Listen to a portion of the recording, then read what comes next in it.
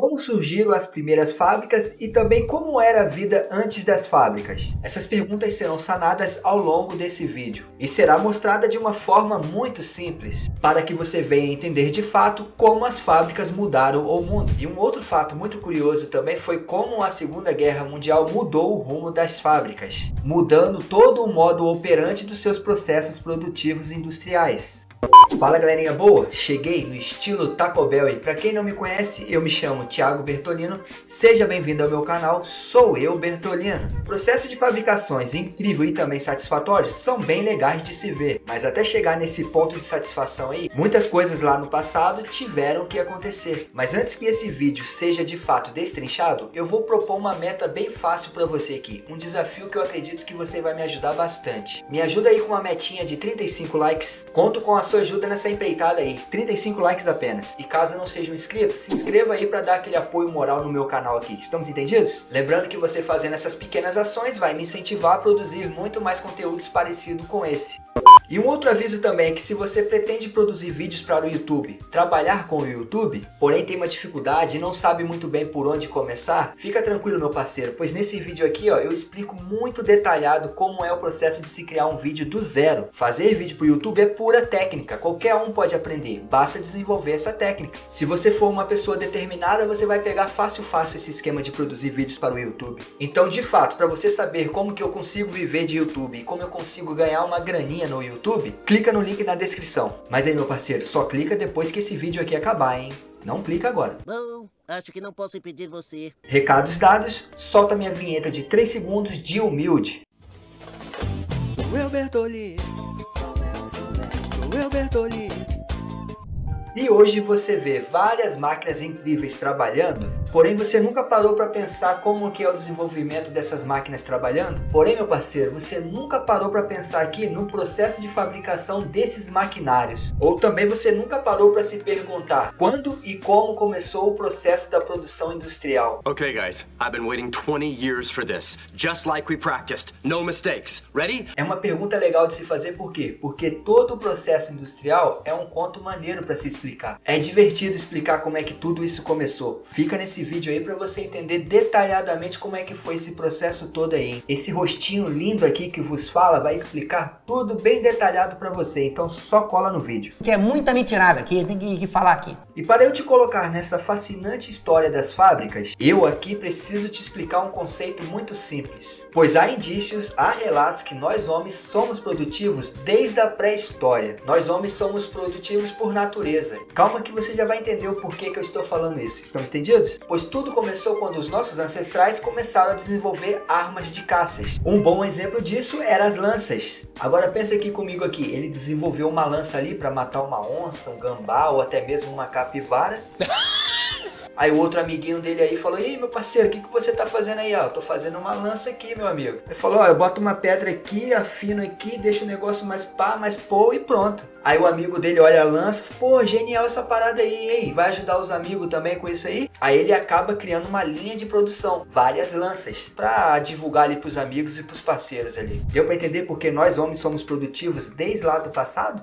Você acredita nisso? O fato é que nós somos bons em fabricar algo, mesmo com pouco recurso. Se não tiver recurso, a gente dá o nosso jeitinho, principalmente nós brasileiros aqui. O famoso jeitinho brasileiro. E foi o economista François Quesnay que foi o responsável por organizar esse pensamento no qual eu te disse antes. No qual eu disse antes que o homem é produtivo desde lá da pré-história. Esse raciocínio não foi meu, foi desse economista aí. Esse economista, que também era médico, ele meio que enxergava a riqueza daquela época muito diferente dos monarcas. Meio que diferente dos monarcas, pois naquela época a riqueza era medida entre ouro e prata. A riqueza era baseada no ouro e na prata, somente. A galera do funk ostentação estaria nesse tipo de riqueza aí, ó. Então se você vê aquela galerinha com colar pesado ali, meu amigo, eles não são ricos não. Já dizia esse economista francês aí, ó. Isso deve ser maior pesadão. É, pra ver. Deixa eu ver.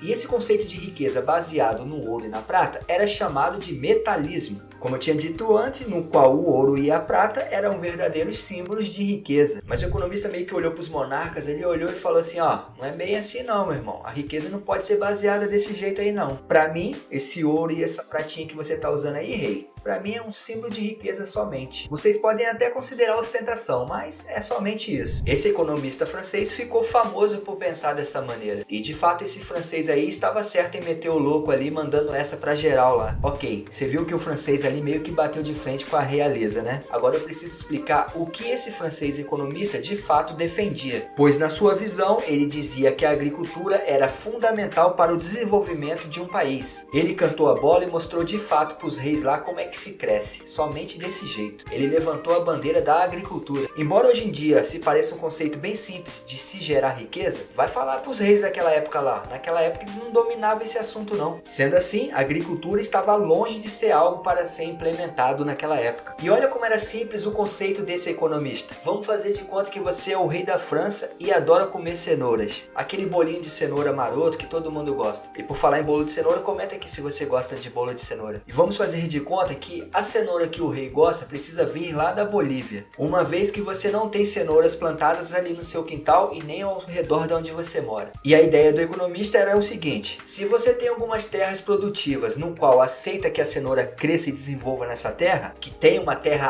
apta para o plantio da cenoura, isso seria um bom argumento para o desenvolvimento da cidade. Isso seria um bom motivo para o desenvolvimento daquele país. Pois duas coisas de fato iria logo acontecer de cara caso isso aconteça. A primeira seria a geração de emprego direto e indiretamente. Já outra coisa é que você não precisaria gastar grana na importação das cenouras. Eu dei esse exemplo da cenoura aí para você entender um pouco melhor qual era a visão desse economista francês aí. Um cara que defendia fielmente a agricultura. E eu também tô com ele. Comenta aqui se você ama agricultura. Agro é vida, agro é pop. E para você ter uma ideia da importância desse francês aí, ele não só plantou essa semente na França, essa semente do desenvolvimento de um país, e sim para o mundo. O mundo viu esse conceito do francês. Um novo conceito surgiu e foi colocado em prática. Um acontecimento que mudaria o mundo de uma vez por toda. Estou falando da Revolução Industrial que teve início em 1820. E para ser mais preciso, na Inglaterra. Por que eu cheguei na Revolução Industrial somente nessa parte do vídeo? Pois era preciso citar esse francês aí que foi muito importante nesse processo todo. Vou dar o crédito para ele. Seria muito injusto da minha parte não citar esse francês economista aqui. Então, desde o finalzinho do século XVI, o mundo já estava caminhando para um grande boom que era a Revolução Industrial. Era uma caminhada em passos pequenos? Era, mas o importante é que aconteceu de fato lá na Inglaterra. E um outro fato curioso também é que os países que resolveram levar essa brincadeira de fábrica a sério, eles acabaram virando potências mundiais. Não é à toa como nações como Inglaterra, França e Alemanha, e eu também não posso esquecer da Itália, que também estava caminhando ali meio que do mesmo jeito. Esses países já se mostravam grandes players dos mercados. Então deu para entender, né? Quem começou a fabricar, logo começou a ficar rico também. E a conclusão disso, viraram potências mundiais. E nós brasileiros que somos a série B do mundo, só lamento para nós. E quando você é meio que o primo rico, porém você está cercado de primos pobres ali em sua volta, você há de concordar comigo que fica muito bem mais fácil de exercer o poder. Quem tem dinheiro, tem poder. E aí, Bob Esponja, você já pensou no que vai fazer com essa grana toda que tá aí, meu amigo? E o mundo é assim desde que o mundo era mundo, meu amigo. Brasil é a série B do mundo. Acredito que você deva ter pegado essa mensagem aí, né, meu parceiro? Fiquei claro? Saiba que não me importo. Mas não demorou muito para que surgisse 3 novas potências mundiais. Pois Estados Unidos, Rússia e também Japão também entraram nessa brincadeira de fábrica aí, se tornando ali a verdadeira corrida industrial. Lembra no qual eu te falei bem antes lá no vídeo que os reis ostentavam ouros? Não tô lembrado não. O ouro tem a sua importância, bendito seja você que investe em ouro. Porém, para os monarcas daquela época ficou meio que ruim, depois desse grande boom que foi o surgimento da Revolução Industrial. Resumindo, o imperialismo ficou meio que obsoleto. Ele tinha que dar passagem para um novo império que estava acontecendo ali, que foi a Revolução Industrial. Você tá entendendo no que eu tô falando, meu parceiro? Acabou pros reizinhos. Pois com o surgimento da Revolução Industrial, essa era a nova música que você era obrigado a dançar. agora senta aí que eu preciso te preparar para um outro acontecimento, um outro grande mega acontecimento. O fato é que o modelo de produção em massa surgiu em 1808. Guarda essa data aí de 1808, pois foi um grande acontecimento. E eu vou detalhar um pouquinho melhor para você entender o porquê desse grande acontecimento. Pois como o processo de fábrica era algo totalmente novo, era normal que algumas falhas viessem a acontecer nesse modelo aí. Na verdade, nem modelo existia. E um erro muito comum que acontecia naquela época ali, mas que para os donos das fábricas eles não tratavam isso como erro, mas de fato era um erro e um erro gravíssimo. Mas para isso eu preciso te explicar um pouquinho melhor como era o processo de fabricação naquela época. Te mostrar como era o trabalho nas fábricas. É que antes funcionava da seguinte maneira, pois toda fábrica tinha aquele cara que era um monstro na produção. O cara era fera, matava todo o trabalho, o cara era bom demais. Esses caras eram considerados verdadeiras máquinas de produções. Até aí tudo bem, os caras eram considerados máquinas de produções, mas parabéns pra eles. Só que tinha um grande probleminha nisso aí. Era que os donos das fábricas olhavam pra esse cara e colocavam ele como um modelo de inspiração. Ele olhava ali e falou, ó, tá vendo esse cara aqui que é um monstro na produção? Ele vai treinar você a partir de agora. Aí você deve estar se perguntando, mas aonde está a falha nesse sistema no qual você falou aí? Calma, não fique ansioso de forma alguma, vou te explicar melhor então.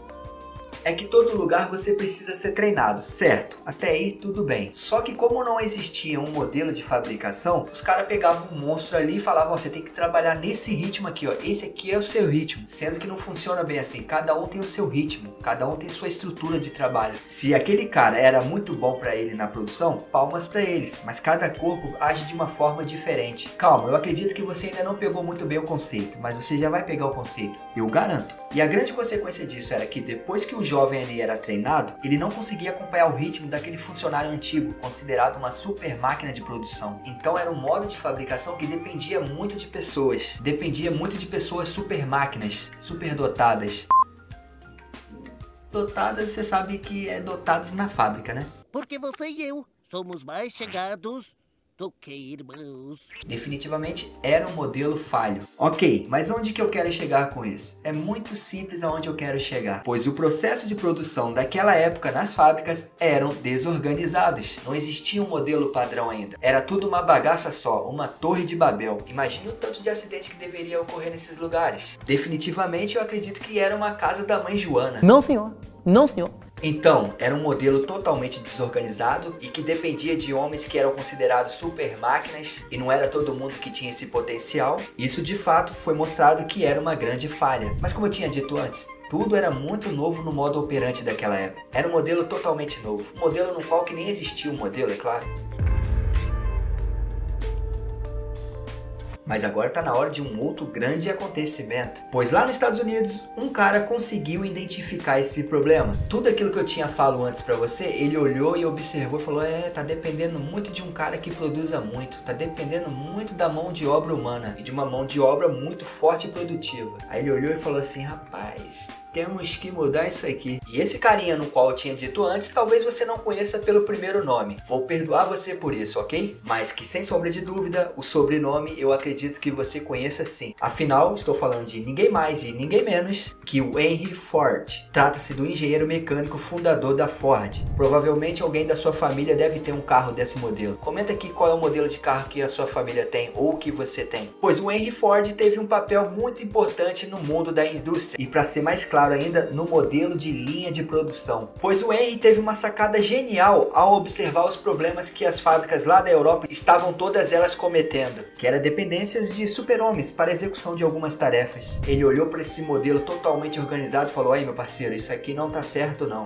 Temos que pensar em algo mais estratégico e mais fácil para a nossa linha de produção. Ele queria facilitar o processo ali da linha de produção dos carros dele. E foi aí que ele inventou algo muito extraordinário no mundo das fábricas. Pois ele criou e padronizou uma linha de montagem. Eu vou te explicar o que é a linha de montagem com um conceito bem simples. E o conceito é bem simples mesmo. Ele criou uma esteira nas fábricas. Ele criou várias esteiras para suas fábricas. Tudo isso em prol para facilitar a sua linha de produção. E com isso, o Henry Ford mudou o conceito de produção de uma vez por toda em todas as fábricas do mundo. Mudando o conceito de produção de uma vez por todas. E olha só o que ele fez. Ele criou categorias. Vou tentar melhorar um pouquinho mais nesse exemplo aqui. E como ele criou uma linha de categorias, ficou tudo bem mais fácil. Tudo é organização. E foi o que ele fez. Olha só, basicamente é isso aqui. Ele olhou pro cara e falou, Aí, gostei de você. Você vai ser responsável. Chega aqui na moral mesmo. Você vai ser responsável por colocar o pneu no carro. Então era basicamente assim. O carro vinha na esteira, aí tinha um carinha próprio só para colocar o pneu no carro. A única função dele na vida era colocar o pneu no carro. Ele não podia fazer nada mais. Ele não podia beijar na boca, ele não podia espirrar. A única coisa que ele tinha que fazer na vida, o seu propósito de vida, era colocar o pneu no carro. Eu estou pronto para mostrar o meu potencial. Aí ele olhou para outro parceiro ali e falou: "Aí, amigo, chega aí. Gostei de tu, você vai fazer uma coisa pra mim aqui. Você vai ser responsável por colocar o banco do carro. E somente o banco do carro." Então, ó, vai entendendo as ideias aí, ó. Vai entendendo o processo. E quando chegava na parte do cara responsável por colocar o banco, ele ia lá e colocava o banco. E isso aconteceu para vários outros modelos. Aí tinha um cara responsável por colocar as portas, outro por colocar o vidro,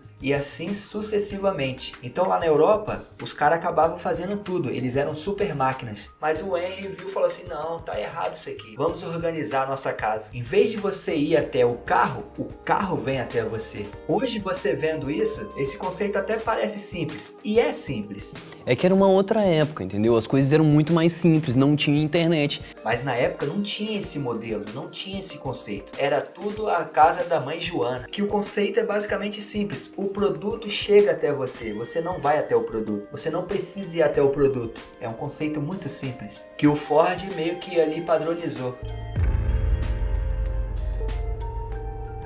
E depois que ele criou esse modelo, duas mudanças logo de cara podem ser vistas. A primeira que foi a linha de montagem. Ele criou uma linha de montagem, que vale lembrar que foi uma grande sacada por parte dele. E um outro acontecimento foi que ele mudou a jornada de trabalho, caindo para 8 horas trabalhadas. Antes era mais ou menos 12 horas, podendo até atravessar disso, pois era a casa da mãe Joana, não existia um modelo de padronização. Depois que ele criou esse processo novo aí, que era a linha de montagem, uma produção totalmente nova, um modelo de produção totalmente novo, diminuiu para 8 horas trabalhadas. Eu virei fã do tio Ford, e você? Eu também. Pois definitivamente ele mudou a forma de se produzir algo. E esse conceito não servia só para montadoras de carros. O que você quisesse fabricar, meu irmão, o conceito, a ideia, a lógica é a mesma. Quer construir um avião? Pois vai lá, construa. Pega a ideia do Henry. O céu é o limite. Basta pegar esse padrão aí. Não tem como. E mais uma vez, graças à indústria automotiva dos Estados Unidos, e mais precisamente graças ao tio Henry, que a gente tem que destacar aqui que foi o pioneiro nesse segmento, graças a ele,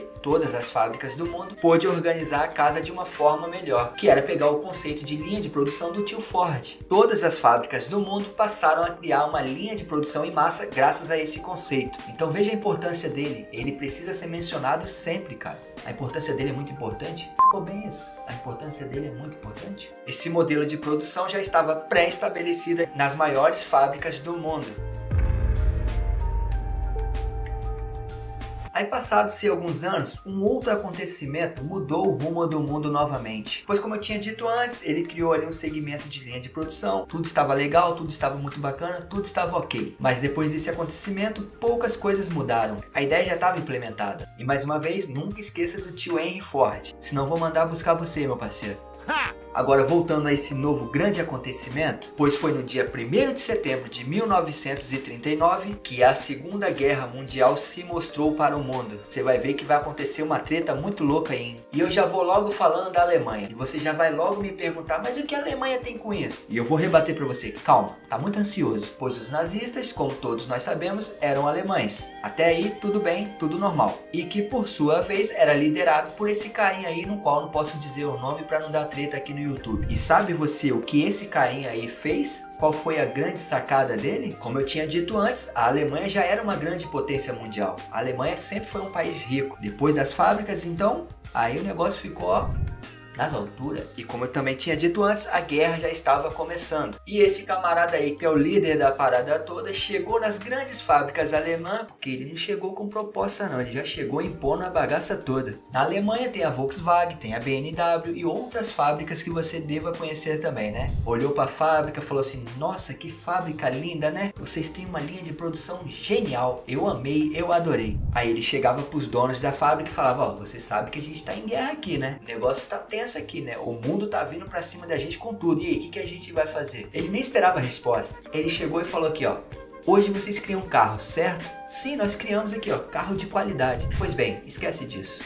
hoje vocês vão criar armas. A partir de hoje você vai criar armas pra mim. E aí, o cara tocou o terrorzão ou não tocou? E qual era o grande acontecimento que eu queria dizer pra você? O grande acontecimento foi isso. Ele mudou toda a linha de produção. Lembra que eu tinha dito antes pra você que com esse conceito você podia fabricar tudo o que você quisesse? Foi isso que ele chegou lá e falou, ó, a partir de hoje eu quero que vocês criem armas pra mim. Se antes era uma produção de uma linda BMW, agora virou produção de um grande fuzil. Comenta aqui se você conhece o nome de alguma arma que era da época da Segunda Guerra Mundial. Então foi esse grande acontecimento. A linha de produção mudou. A guerra mudou a linha de produção. As maiores fábricas da Alemanha tiveram que fabricar armamentos. Eu quero destacar aqui que foi nesse mesmo período que novas tecnologias foram descobertas. Novas tecnologias foram inventadas na Segunda Guerra Mundial. Tecnologias que definitivamente foram mostradas para o mundo. Invenções como GPS, computador e a melhor de todas, a internet, todas elas nasceram em meio a conflitos de guerras. E um outro fato curioso também, que envolve uma grife de moda lá da Alemanha, chamada Hugo Boss, ela recebeu uma função meio que inusitada. O governo nazista chegou para eles e falaram assim, ó, a partir de hoje vocês têm uma roupa bem legal, muito bacana, eu gostei muito. A partir de hoje eu quero que vocês fabriquem um uniforme de todos os meus soldados. E aí, vai bater de frente? Vai dizer não? É, meu parceiro, tiveram que fabricar ali, ó, uniformezinhos ali para os soldados nazistas. Você há de concordar comigo que os caras ficaram na beca, ficaram todo, ó, chavoso.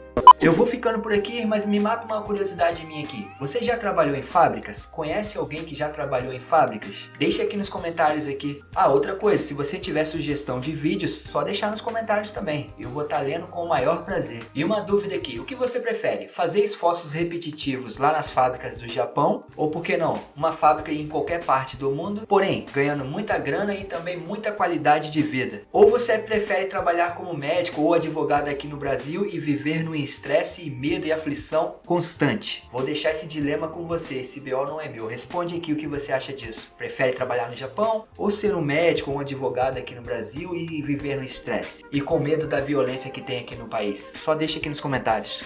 E uma outra coisa, se você quer trabalhar com o YouTube, quer produzir vídeos para o YouTube, assim como eu, vou deixar um link na descrição explicando detalhadamente como ser um YouTube, como ganhar dinheiro com essa plataforma. Eu te juro, dá pra ganhar. Link na descrição. E se você chegou até aqui, eu te agradeço por isso. E uma coisa eu vou te pedir logo de cara, deixar o seu like, isso vai me ajudar bastante. E outra coisa também, se inscreva no meu canal para deixar o meu ego lá nas alturas. Ok, deixou o seu like e também se inscreveu no meu canal, a única coisa que eu te peço é, seja feliz. Fui!